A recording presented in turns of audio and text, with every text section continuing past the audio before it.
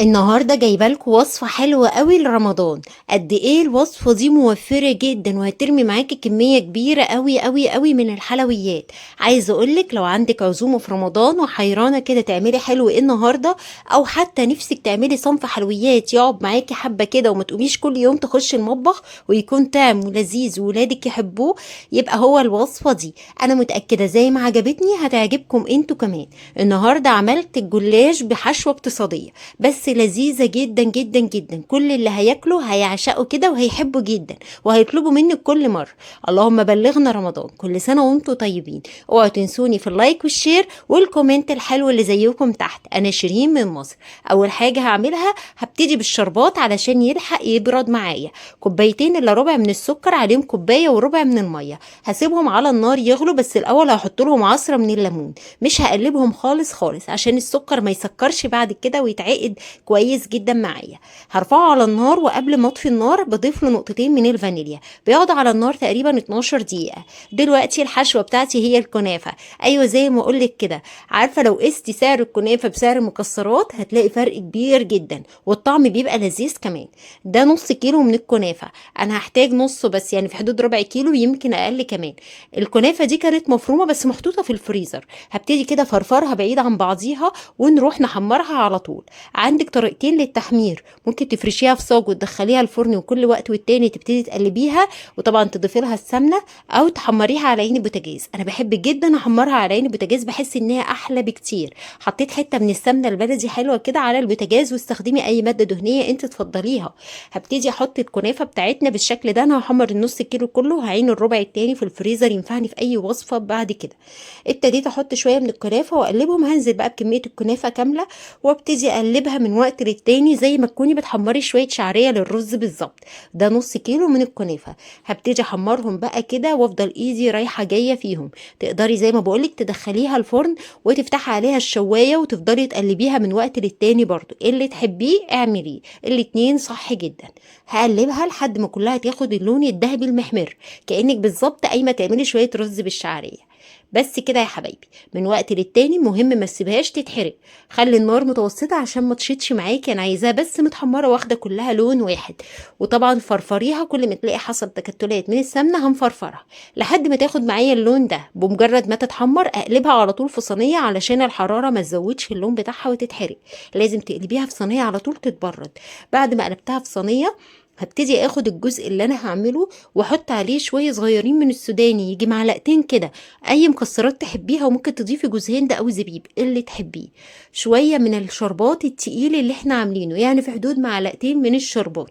وهبتدي اقلب الخلطه الحلوه بتاعتنا دي. الشربات هنا هيسكرها ويخلي طعمها حلو جدا، كمان هيخلي الخلطه متماسكه مع بعضيها، واللي بياكل هيحس انه بياكل جلاش محشي بالمكسرات. عايزه اقولك من اطعم واحلى طرق الجلاش المحشي بالكنافه دي. عايزه اقولك بيبقى حلو جدا وفخم كده، وكل اللي بيدوق بينبهر بطعمته وحلاوته. جبت هنا شويه من السمنه وهبتدي ادهن الصينيه اللي انا هشتغل فيها. تقدري تستخدمي اي ماده دهنيه تحبيها، عايزه سمنه نباتي او سمنه بلدي دي حاجه ترجع لك. بس الحلويات بتبقى اطعم بكتير بالسمنه البلدي. هنا معايا لفه الجلاش. عايزه اقول لك برده ده نص كيلو من الجلاش استخدمت نصه بس. يعني من الاخر ربع كيلو جلاش وربع كيلو كنافه عمل لي الصينيه الكبيره اللي شفتيها في بدايه الفيديو. قد ايه الوصفه دي موفره وبترمي كميه كبيره. يعني ممكن تعملي صاج كبير بنص كيلو الجلاش اللي انت شايفاه ده.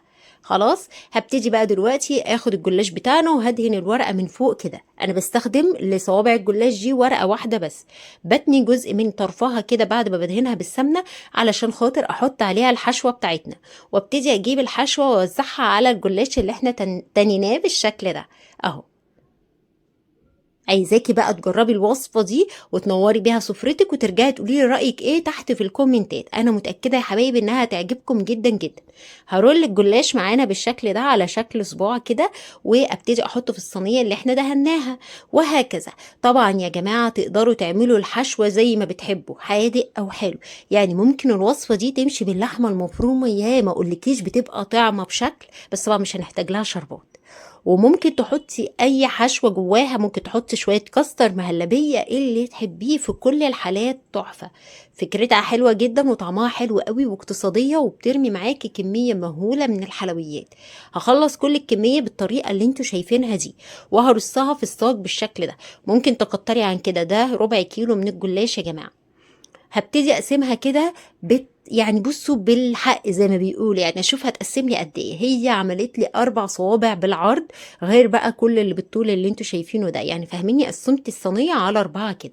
تمام تمام، فرختها كويس جدا. هندهن الوش بقى بالسمنه، ما خدتش معايا نسبه دهون عاليه، خدت حاجه بسيطه، يعني كل المقدار كله من البدايه للنهايه ممكن يكون نص كوبايه من السمنه. هدخلها بقى الفرن على درجة حرارة 200 لحد ما تستوي، وهفتح الشواية على آخر دقيقة كده عشان اديها اللون المحمر بتاعها اللي احنا متعودين عليه.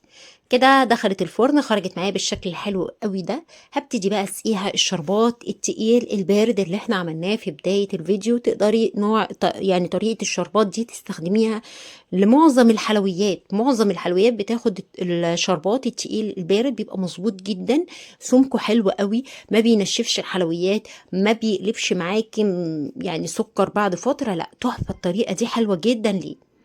هنا خلاص الجلاش خلص معايا وسقيته بالشربات، حشوته مثالية جدا، الصباع مليان حشوة، اقتصادي جدا جدا جدا فوق ما تتخيلي. لو حسبتي حسبة الصينية دي بالكمية اللي بترميها هتلاقيها اقتصادية جدا جدا بمقارنة بحلويات كتير. يلا بينا نطلع بقى كده الجلاش ونتفرج عليه. تحفة تحفة تحفة، توريقة ايه وطعم ايه، حاجة خفيفة جدا وتحفة ومظبوط، سكره مظبوط، الدهون اللي فيه مظبوطة، حلو جدا، هيبهر اي حد هيدوقه. حشوته والله تحفة. انا عايزاكم بجد تجربوا الطريقة دي، متأكدة انها تعجبكم. عارفين كده مقرمش وطري في نفس الوقت، مش ناشف، كل حاجة بسم الله ما شاء الله مظبوطة فيه. هنا حطيت شوية الجلاش بتوعنا، عايزة اقولك حلو جدا، هيبهر اي حد هيدوقه. تعالوا بينا بقى كده نمسك واحدة ونتفرج عليها ونشوف لما نفتحها مع بعض قد ايه الحشوة حلوة، قد ايه بيتقطم معايا بسهولة، مش ناشف ومش معجن. ما شاء الله ولا حول ولا قوة بالله. انا بجد عايزاكم تجربوا الوصفة دي في رمضان بعد الفطار، حاجة حلوة خفيفة تحفة، بإذن الله هتعجبكم جدا. يلا بينا على طول. بالله عليك كده، وعجبك الفيديو ما تنسناش في اللايك والشير والاشتراك كمان. انا متأكدة يا حبايبي ان الفيديو ده هيعجبكم. بصي من جوه خطير، بألف هنا وشفا عليكم. هستنى اراءكم تحت الوصفة وكومنتاتكم، انا بحبكم جدا. سلام، كل سنة وانتم طيبين.